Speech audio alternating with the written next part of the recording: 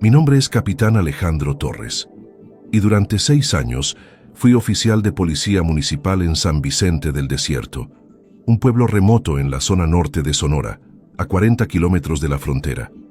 Tengo 34 años, estudié en la Academia de Policía Estatal y antes de llegar a San Vicente, trabajé 4 años en la ciudad de Hermosillo, donde enfrenté situaciones difíciles, casos complicados de delincuencia organizada y operativos que pusieron a prueba mi entrenamiento.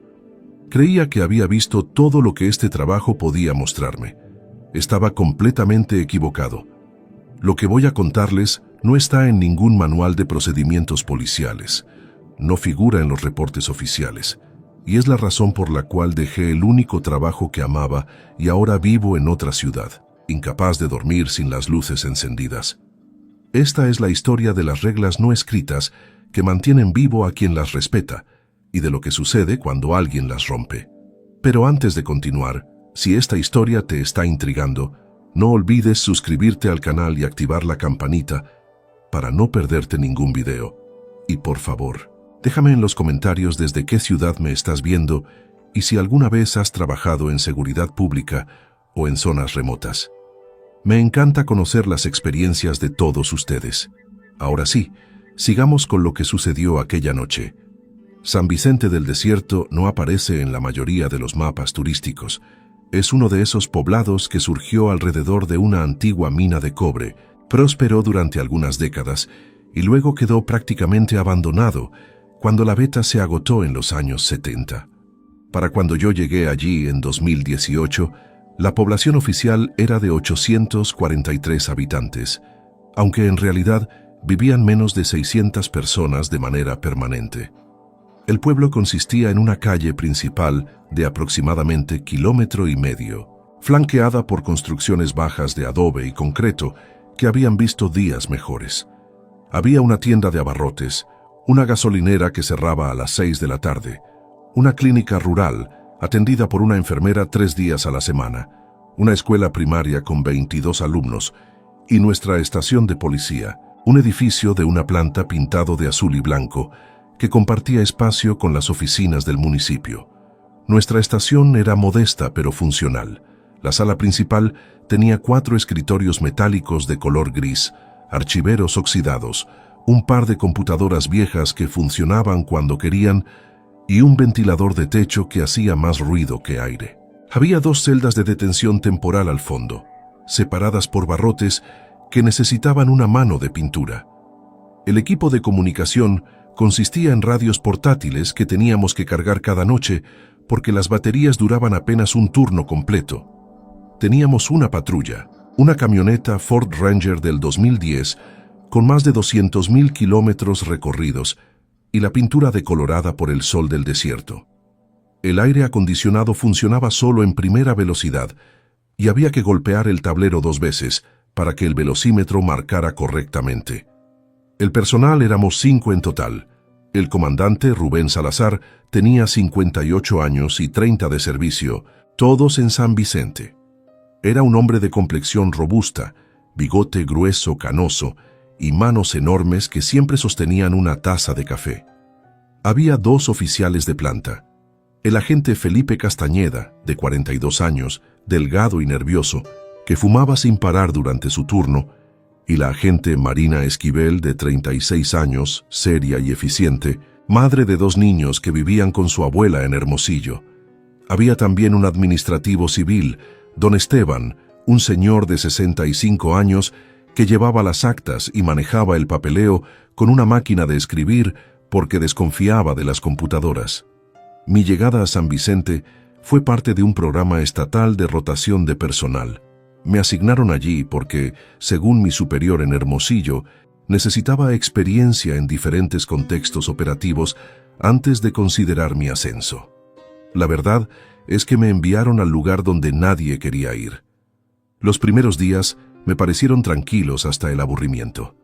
Las llamadas que recibíamos eran por perros callejeros, disputas de linderos entre vecinos o algún borracho ocasional que había que llevar a su casa. El ritmo era completamente diferente al de la ciudad.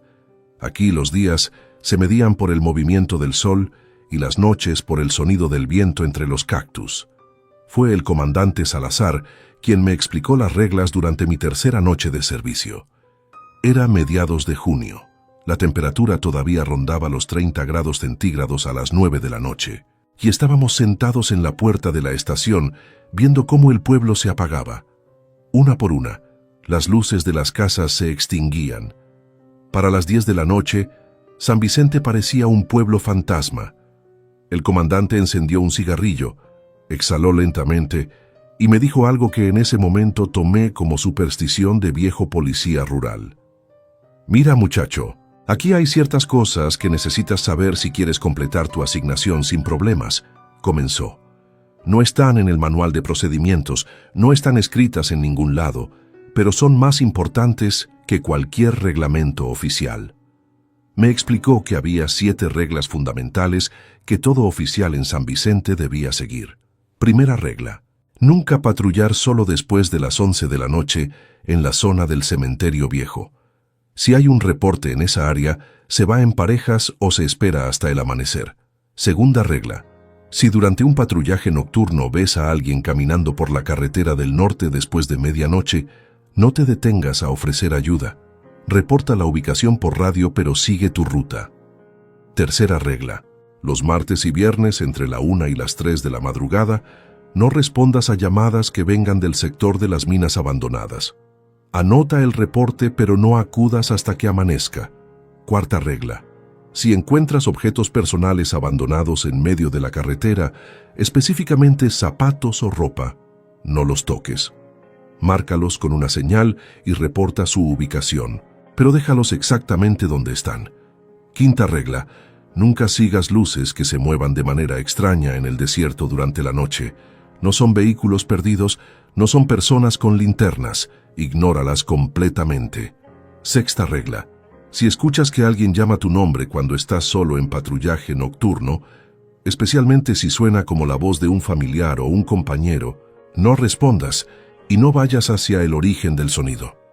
Séptima regla: antes de terminar tu turno nocturno, revisa el interior de tu patrulla con la linterna, incluyendo debajo de los asientos y en la cajuela. Asegúrate de que estás solo antes de dirigirte a casa. Mi primera reacción fue reírme. Pensé que era una especie de broma de iniciación para el policía nuevo de la ciudad. Pero el comandante Salazar no sonrió. Su expresión era completamente seria, casi preocupada. «Sé que suena ridículo, Torres.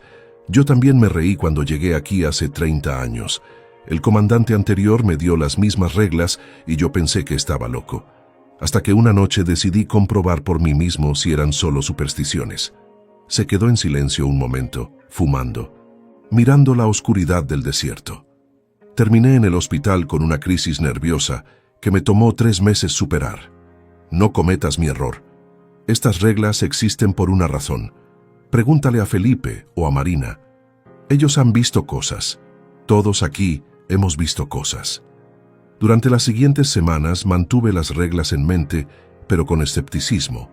Hacía mis rondas nocturnas, respondía llamadas rutinarias, escribía reportes aburridos sobre pequeños incidentes sin importancia. La vida en San Vicente seguía su ritmo lento y predecible. Los vecinos eran amables pero reservados. Había una sensación general de que todos sabían algo que yo aún desconocía, una especie de conocimiento compartido del que yo estaba excluido. Notaba cómo las conversaciones se detenían cuando yo me acercaba, cómo la gente evitaba ciertos temas cuando yo estaba presente. En la tienda de abarrotes, escuché a 2 señoras hablar sobre los de afuera, hasta que me vieron y cambiaron inmediatamente de tema. Fue a finales de julio cuando tuve mi primer encuentro real con lo inexplicable. Era un martes, turno nocturno, y yo estaba patrullando solo porque el agente Castañeda había reportado enfermo. Eran las 2:15 de la madrugada. La noche estaba particularmente oscura, luna nueva, y el cielo estrellado se extendía de horizonte a horizonte con una claridad imposible de ver en la ciudad. Conducía por la carretera que rodea el pueblo cuando vi algo en el arcén. Reduje la velocidad y enfoqué la luz de la patrulla. Eran unos zapatos, un par de zapatos de hombre, color café, aparentemente nuevos, colocados de manera ordenada uno al lado del otro, con las puntas apuntando hacia el desierto. Estaban en medio de la nada, a varios kilómetros de cualquier casa. Recordé la cuarta regla: no toques objetos abandonados, especialmente zapatos o ropa. Sentí un impulso absurdo de salir y examinarlos, de buscar alguna identificación que pudiera explicar por qué estaban allí. Pero algo en la escena me perturbó. Los zapatos estaban demasiado perfectamente alineados, demasiado deliberadamente colocados. Detuve la patrulla, tomé la radio y reporté la ubicación. La voz del comandante Salazar respondió inmediatamente, aunque no estaba de turno. Torres, descríbeme exactamente qué ves. Le expliqué sobre los zapatos. Hubo una pausa larga. ¿Tocaste algo? Negativo. Bien. Marca el lugar con una bengala de emergencia y continúa tu ruta. No te acerques a los zapatos. Mañana enviaré a alguien a documentarlo. Pregunté si debía investigar la zona cercana por si había alguien en problemas. Negativo. Sigue tu ruta, Torres. Ahora. Hice lo que me ordenó, aunque cada instinto policial me decía que estaba mal abandonar una posible escena de emergencia. Coloqué una bengala a 10 metros de los zapatos, tomé una fotografía desde la patrulla y continué. No pude dejar de mirar por el espejo retrovisor. Los zapatos permanecían allí, iluminados débilmente por la luz de la bengala, mientras me alejaba. Esa noche no pude dormir. Seguía pensando en los zapatos, en las reglas, en la reacción del comandante. A la mañana siguiente, cuando llegué a la estación para el cambio de turno, le pregunté qué había pasado con los zapatos. El comandante me mostró el reporte. La agente Esquivel había ido al amanecer con el fotógrafo forense. Los zapatos ya no estaban, no había marcas en la arena, no había huellas, nada que indicara que alguien los había recogido. Simplemente habían desaparecido. Esa fue la primera vez que comencé a tomar las reglas en serio. Empecé a notar otros detalles extraños. Las llamadas que llegaban los martes y viernes de madrugada desde el área de las minas siempre seguían el mismo patrón. Eran voces angustiadas pidiendo ayuda, reportando accidentes o situaciones de emergencia, pero cuando verificábamos al día siguiente, nunca había evidencia de nada.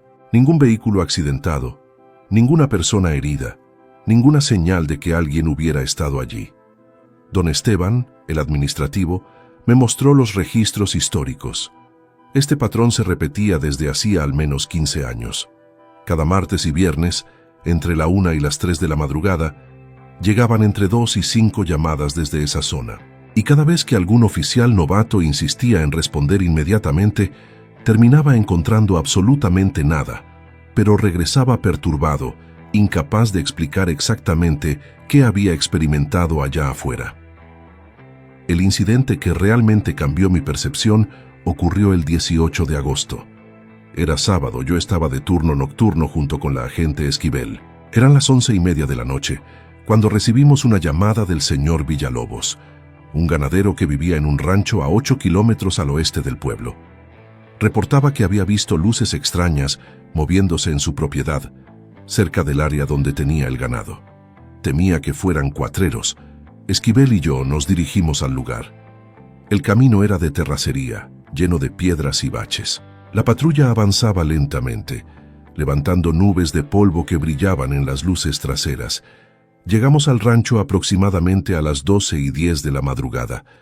El señor Villalobos nos esperaba en el porche de su casa, un hombre de unos 60 años con sombrero vaquero y escopeta en mano. Nos explicó que las luces habían aparecido hacía unos 40 minutos, moviéndose de manera errática por el pastizal, donde tenía unas 30 cabezas de ganado. Eran luces blancas, brillantes, que aparecían y desaparecían sin patrón. Al principio pensó que eran vehículos, pero se movían de forma imposible para cualquier automóvil o cuatrimoto, atravesando zonas con rocas grandes donde ningún vehículo podría pasar. Le pregunté si el ganado había reaccionado. Eso es lo extraño, oficial. Las vacas están completamente calladas, ni un mugido, y eso no es normal. Cuando hay coyotes o personas extrañas, el ganado se alborota, pero ahora es como si estuvieran dormidas de pie. La agente Esquivel me miró significativamente. Quinta regla: Nunca sigas luces que se muevan de manera extraña en el desierto durante la noche. Le dije al señor Villalobos que íbamos a revisar el perímetro de su propiedad, pero que nos mantendríamos en las áreas accesibles por vehículo. Subimos a la patrulla y comenzamos a rodear la zona. Esquivel conducía mientras yo mantenía la linterna táctica enfocada hacia el área del pastizal. Durante los primeros minutos no vimos nada inusual. Luego, mientras rodeábamos por el lado norte, las vi. Eran exactamente como el señor Villalobos había descrito. 3 luces blancas, intensas, del tamaño aproximado de un balón de fútbol, flotando a unos 2 metros del suelo. Se movían lentamente, sin patrón aparente, apareciendo en un lugar y luego materializándose varios metros más allá sin transición visible. Mi primer instinto fue investigar. Tomé la radio para reportar a la estación. La voz del comandante Salazar respondió, y por el tono pude notar que acabábamos de despertarlo. ¿Cuál es su ubicación y situación? Le expliqué sobre las luces. Otro silencio largo. Torres, Esquivel, escuchen con atención. Están viendo exactamente lo que mencioné en las reglas. No se acerquen, no intenten seguirlas, no salgan del vehículo. ¿Me entienden? Regresen a la casa del señor Villalobos y esperen allí hasta que las luces desaparezcan. Eso es una orden directa. Esquivel ya había puesto la patrulla en reversa antes de que el comandante terminara de hablar. Su rostro estaba pálido, sus manos aferraban el volante con tanta fuerza que los nudillos se veían blancos. «Ya las vi antes, Torres», me dijo con voz temblorosa. «Hace 3 años. No preguntes. Solo necesitas saber que el comandante tiene razón». Regresamos a la casa del señor Villalobos y esperamos. Durante 2 horas, las luces continuaron moviéndose por el pastizal. El ganadero nos ofreció café y nos contó que este fenómeno ocurría 2 o 3 veces al año desde que él era niño. Su padre las había visto, su abuelo también. Nadie sabía qué eran. La gente del pueblo las llamaba las vigilantes, y existía un consenso silencioso de no molestarlas. Los viejos decían que mientras uno las ignorara, no pasaba nada. Pero aquellos que intentaban acercarse, aquellos que trataban de fotografiarlas o seguirlas, terminaban perdiéndose en el desierto. Algunos aparecían días después, kilómetros lejos de donde habían sido vistos por última vez, incapaces de explicar dónde habían estado o cómo habían llegado allí. Otros nunca regresaban. Aproximadamente a las 2:15 de la madrugada, las luces simplemente se apagaron. No se alejaron flotando, no se desvanecieron gradualmente. Un momento estaban allí y al siguiente habían desaparecido completamente. Esquivel y yo revisamos el área donde habían estado. No encontramos nada, ni marcas en el suelo, ni residuos, ni evidencia de que algo hubiera estado allí. El ganado permanecía en su lugar, aparentemente dormido. Cuando nos acercamos, las vacas despertaron y comenzaron a moverse normalmente, como si nada hubiera ocurrido. Documentamos el incidente en nuestro reporte nocturno, pero siguiendo las instrucciones del comandante, lo clasificamos como fenómeno meteorológico no identificado y lo archivamos sin mayor seguimiento. Los siguientes meses desarrollé una rutina. Aprendí a reconocer las señales de cuando algo inusual estaba por ocurrir. Los perros del pueblo comenzaban a ladrar todos al mismo tiempo aproximadamente 1 hora antes. Los pájaros dejaban de cantar. Había una sensación en el aire, una especie de presión atmosférica que no tenía nada que ver con el clima. Los residentes más viejos lo sentían también y simplemente se encerraban en sus casas. Para octubre, yo había presenciado suficientes incidentes extraños como para entender que las reglas no eran superstición. Eran protocolos de supervivencia desarrollados a través de décadas de experiencia. El evento que finalmente me quebró ocurrió el 3 de noviembre. Era un jueves, noche particularmente fría para Sonora, con temperaturas que habían bajado a unos 12 grados centígrados. Yo estaba completando mi ronda de las 10 de la noche por el sector este del pueblo cuando recibí una llamada de emergencia. Una voz de mujer, angustiada, reportaba que su esposo había salido a buscar a su perro y no había regresado. Dijo que vivían en la última casa de la calle Constitución, justo donde el pueblo termina y comienza el desierto abierto. Le aseguré que iba en camino. Mientras conducía hacia allá, intenté comunicarme con la estación para informar mi posición, pero el radio solo emitía estática. Los radios eran poco confiables, pero generalmente funcionaban dentro del pueblo. Intenté varias veces sin éxito. Llegué a la casa aproximadamente 10 minutos después. Era una construcción modesta de una planta, con cercado de alambre y un pequeño jardín frontal. Una mujer de unos 40 años salió a recibirme. Estaba visiblemente alterada, retorciéndose las manos. Me explicó que su esposo, el señor Arturo, había salido hacía una hora siguiendo a su perro, un pastor alemán llamado Canelo, que había comenzado a ladrar furiosamente hacia el desierto y luego había saltado el cercado trasero. Arturo había tomado una linterna y había ido tras él. Eso fue a las 9:15. Ahora eran las 10:30 y no había regresado. Su teléfono celular iba directamente a buzón de voz. Le pedí una descripción detallada. Hombre de 43 años, 1,75 m de estatura, complexión media, llevaba chamarra azul, jeans y botas. Tomé mi linterna táctica más potente. Verifiqué que mi radio portátil tuviera batería completa, aunque seguía sin captar señal, y le pedí a la señora que permaneciera en la casa por si su esposo regresaba por otro camino. El terreno detrás de la casa se extendía en una llanura árida salpicada de mezquites y cactáceas. Había una media luna en el cielo, que proporcionaba algo de luz, pero no suficiente para ver con claridad. Encendí mi linterna y comencé a buscar huellas. No fue difícil encontrarlas. Las botas del señor Arturo habían dejado marcas claras en la arena suelta. Las seguí durante unos 500 metros, alejándome cada vez más de las luces del pueblo. El rastro era errático, como si el hombre hubiera estado caminando sin dirección definida, cambiando de rumbo cada pocos metros. En un punto encontré la linterna del señor Arturo, caída entre unas rocas, todavía encendida. Eso me alarmó. Nadie abandona su única fuente de luz en medio del desierto nocturno. Continué siguiendo las huellas. Habían transcurrido otros 300 metros cuando comencé a escuchar algo. Era un sonido débil, apenas audible, como si alguien estuviera llamando. Me detuve e intenté identificar la dirección. Venía de mi derecha, hacia el norte. Caminé lentamente en esa dirección barriendo con la linterna. Las huellas ahora llevaban en dirección opuesta, hacia el oeste, pero el sonido venía del norte. Dudé. ¿Seguir las huellas o ir hacia el sonido que podría ser el señor Arturo pidiendo ayuda? Entonces escuché algo que me heló la sangre.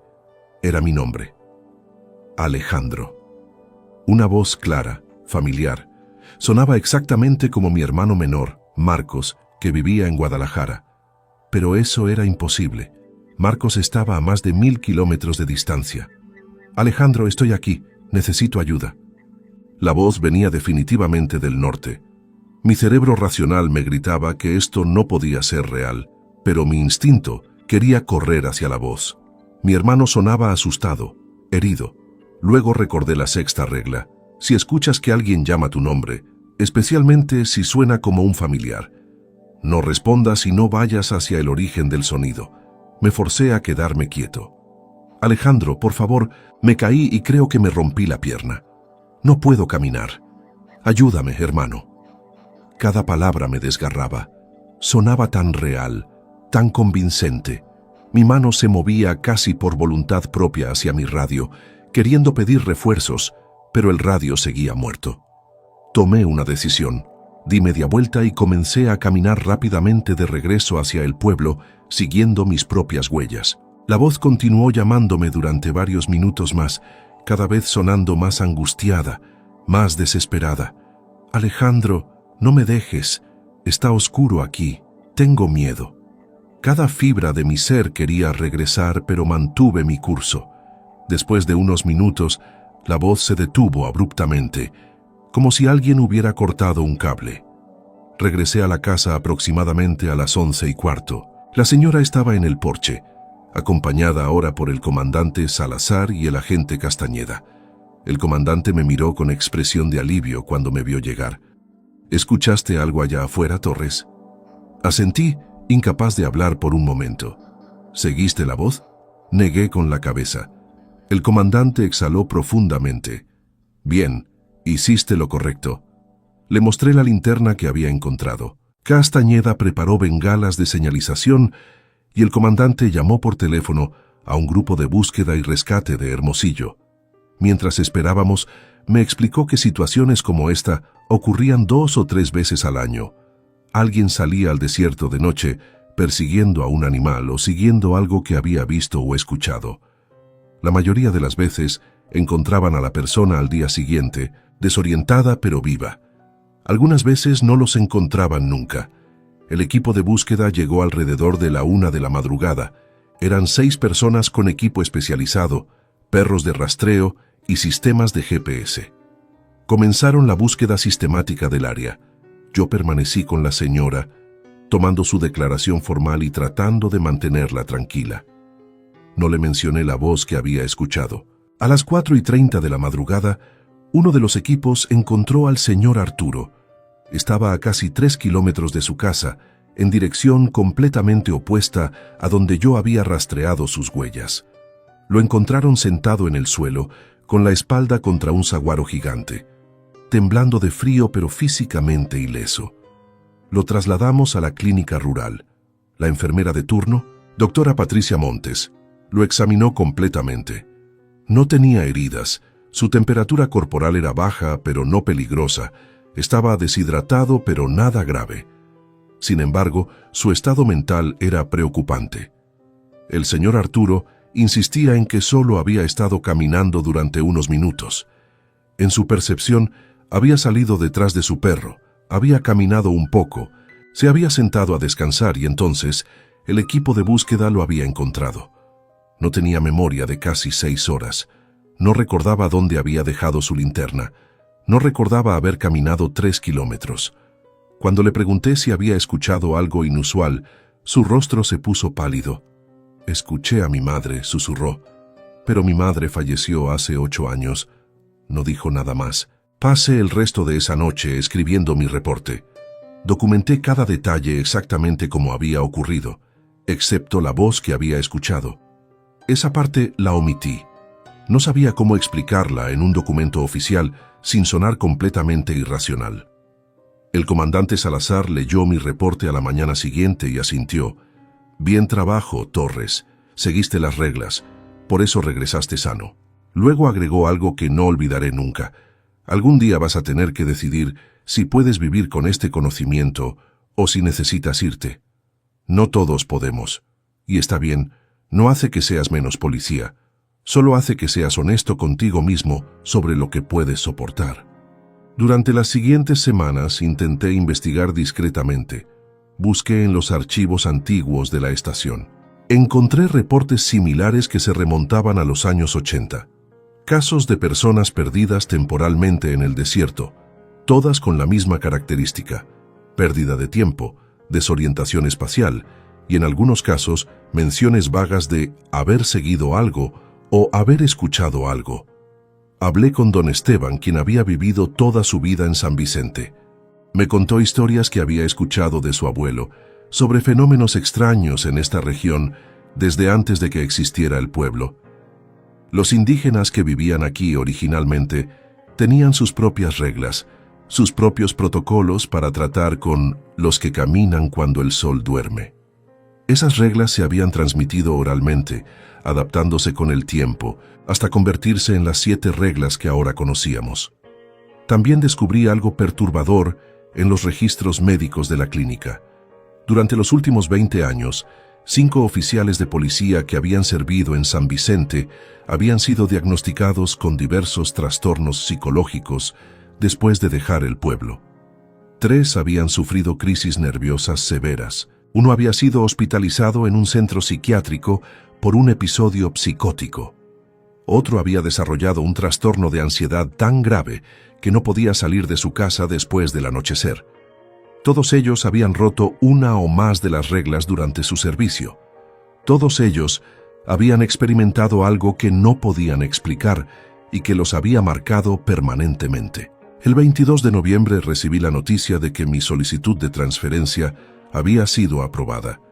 Yo no había solicitado ninguna transferencia. Cuando confronté al comandante Salazar, me explicó que él la había iniciado. Torres, eres un buen oficial. Tienes futuro en este trabajo. Pero veo cómo te afecta esto. Veo cómo verificas 3 veces tu patrulla antes de subirte. Veo cómo miras el desierto. Si te quedas más tiempo, esto va a destruirte. He visto a demasiados buenos oficiales quebrarse aquí. No quiero que tú seas el siguiente. Intenté protestar, decirle que podía manejarlo, pero las palabras sonaban huecas, incluso para mí. La verdad era que ya no dormía bien. Cada sonido nocturno me ponía alerta. Cada sombra en la oscuridad era potencialmente algo que no debería existir. Mi último turno en San Vicente fue el 30 de noviembre. Era un viernes, apropiadamente. Hice mi ronda final con la agente Esquivel. Mientras conducíamos por las calles vacías a las 2 de la mañana, me dijo algo que había estado guardando. Sabes, Torres, la razón por la que tomo este trabajo en serio, la razón por la que sigo las reglas sin cuestionarlas, es porque vi lo que pasó con el oficial anterior a ti. Se llamaba Técnico Gabriel. Buen policía, veterano de la Policía Federal. Vino aquí pensando que todas estas historias eran tonterías de pueblo ignorante. Una noche decidió comprobar por sí mismo. Violó 3 reglas en una sola patrulla. Fue solo al cementerio viejo después de medianoche, respondió a una llamada de las minas un martes a las 2 de la madrugada y siguió unas luces en el desierto. Hizo una pausa. Lo encontramos 3 días después, caminando por la carretera principal, completamente desnudo, sin recordar su nombre. Pasó 2 meses en un hospital psiquiátrico. Cuando finalmente pudo hablar de ello, solo decía que ellos le habían mostrado algo que los humanos no deberían ver. Nunca recuperó su estabilidad mental completamente. Ahora vive con su hermana en Tucson y no puede estar cerca de espacios abiertos sin sufrir ataques de pánico. Terminé mi último turno, completé mi documentación final y me despedí de todos. El comandante Salazar me dio un apretón de manos firme y me dijo que mantuviera el contacto. Y Torres, agregó mientras yo me alejaba, si alguien te pregunta sobre tu tiempo aquí, si te encuentras con otros oficiales que están considerando un puesto en San Vicente, diles que hay reglas. No les digas cuáles son. Déjales que las aprendan del comandante en turno, pero adviérteles que las tomen en serio desde el primer día. Le prometí que lo haría. Ahora vivo en Culiacán, trabajo como instructor en la Academia de Policía Estatal. Es un buen trabajo, seguro, predecible.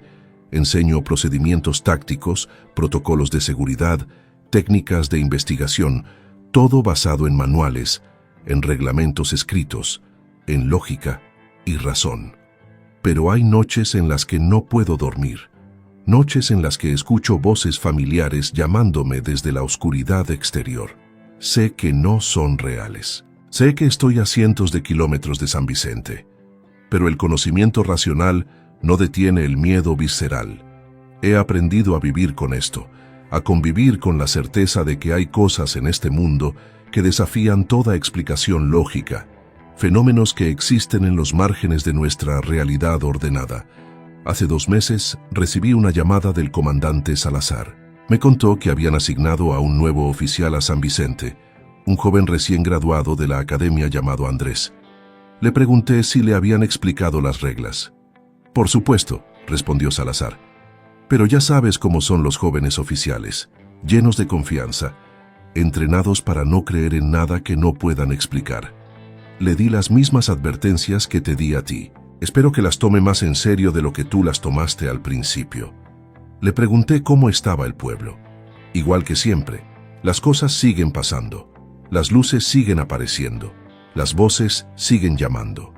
Y nosotros seguimos haciendo nuestro trabajo, manteniéndonos seguros, siguiendo las reglas. Hubo una pausa. Torres, ¿alguna vez te arrepientes de haberte ido? Lo pensé honestamente antes de responder. No, comandante, hice lo correcto para mí, pero hay una parte de mí que siempre se preguntará qué más hay allá afuera, qué otras cosas existen que nunca pude ver. Y también me pregunto cuántos otros lugares como San Vicente existen en este país, cuántos oficiales en pueblos remotos están siguiendo sus propias versiones de las reglas, manteniendo a salvo a sus comunidades de cosas que no pueden explicar. La conversación terminó poco después. Esa noche, como muchas otras, me senté en mi balcón con todas las luces de mi departamento encendidas, mirando la ciudad iluminada, agradeciendo estar rodeado de millones de personas, de ruido, de luz artificial que mantiene la oscuridad a raya. Pero sé que es una ilusión de seguridad. Sé que incluso aquí, en medio de esta gran ciudad, hay espacios oscuros, lugares donde las reglas normales no aplican, donde cosas inexplicables esperan a aquellos que se aventuran demasiado lejos de la luz. La diferencia es que en San Vicente la gente lo sabe. Viven con ese conocimiento, lo respetan, han aprendido a sobrevivir junto a ello. A veces me pregunto sobre el señor Arturo, el hombre que encontramos aquella noche de noviembre.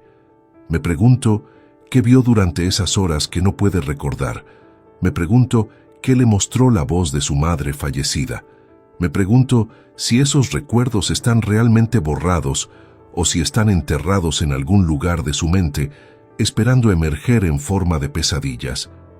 Me pregunto si él también verifica su casa 3 veces antes de dormir, si también mantiene las luces encendidas, si también salta cuando escucha voces familiares en la distancia.